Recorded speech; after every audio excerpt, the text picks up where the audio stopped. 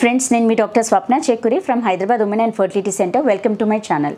So ఈరోజు ఏంటంటే మనకు సరగేసి అంటే ఏంటి అండ్ ఎవరికి ఇండికేటెడ్, ఎవరు దానికి అర్హులు, ఎవరికి మనము చేయలేము అండ్ ఎవరు సరగేట్ లాగా చేయడానికి ఛాన్సెస్ ఉంటుంది అనే దాని గురించి డీటెయిల్గా తెలుసుకుందాం.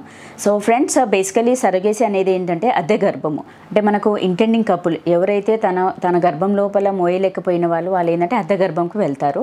సో వాళ్ళ దగ్గర నుంచి ఎగ్ స్పర్మ్ తీసి ఫర్టిలైజ్ చేసి ఎంబ్రియో ఫామ్ అయ్యాక అది థర్డ్ పర్సన్ అంటే ఇంకొక లేడీ గర్భసంచి లోపలికి ఇంట్రడ్యూస్ చేయడం జరుగుతుంది.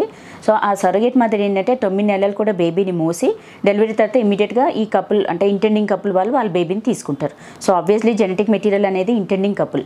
సరగేట్ మదర్ ఏంటంటే ఓన్లీ తన గర్భసంచిని అద్దెకి ఇచ్చినట్టుగా. సో అందుకని దీన్ని అద్దె గర్భము అంటాము.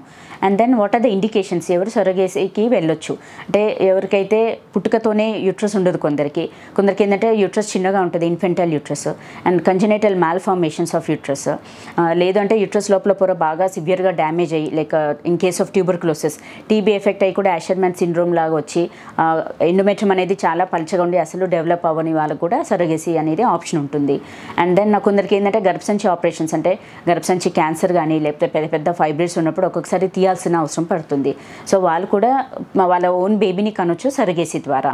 అండ్ ఇంకొకటి ఏంటంటే కొందరికి యాక్సిడెంటల్గా అంటే లైక్ సిజేరియన్ సెక్షన్ అప్పుడు బ్లీడింగ్ ఎక్కువ అవుతూ ఉన్నప్పుడు ఒక్కొక్కసారి సిజేరియన్ హిస్టెక్టమీ చేయాల్సి వస్తుంది. సో అలాంటి వాళ్ళు కూడా సరగేసికి ప్లాన్ చేసుకోవచ్చు.